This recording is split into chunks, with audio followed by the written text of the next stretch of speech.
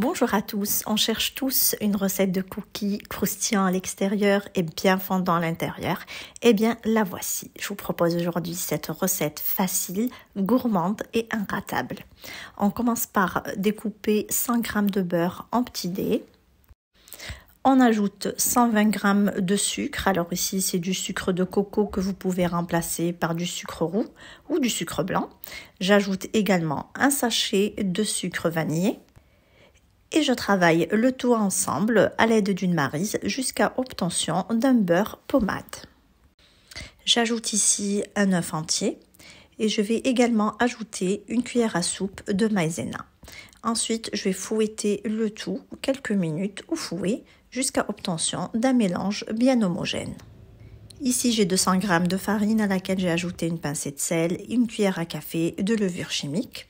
Je verse mes poudres sur ma préparation et je mélange délicatement le tout ensemble.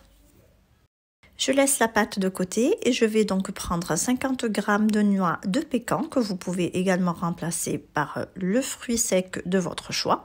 Et je viens donc le concasser grossièrement à l'aide d'un couteau. Je verse mes noix de pécan sur ma préparation et j'ajoute également 50 g de pépites de chocolat. Je mélange le tout ensemble et ensuite on va passer au façonnage de nos cookies.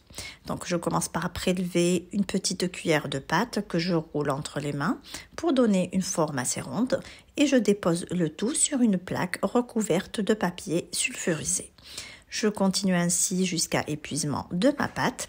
Ensuite, j'enfourne mes cookies pour 12 minutes à 180 degrés.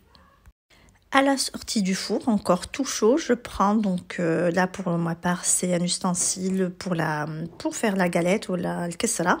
Donc moi je l'ai utilisé pour du coup appuyer. Vous pouvez prendre n'importe quel couvercle en bois et donc appuyer légèrement sur les cookies bien chauds pour les aplatir. Et voici donc le rendu final de nos cookies. On obtient de délicieux cookies bien croustillants à l'extérieur et au cœur fondant. Donc agrémentés de chocolat et de noix de pécan, c'est l'association parfaite pour un bon goûter bien gourmand.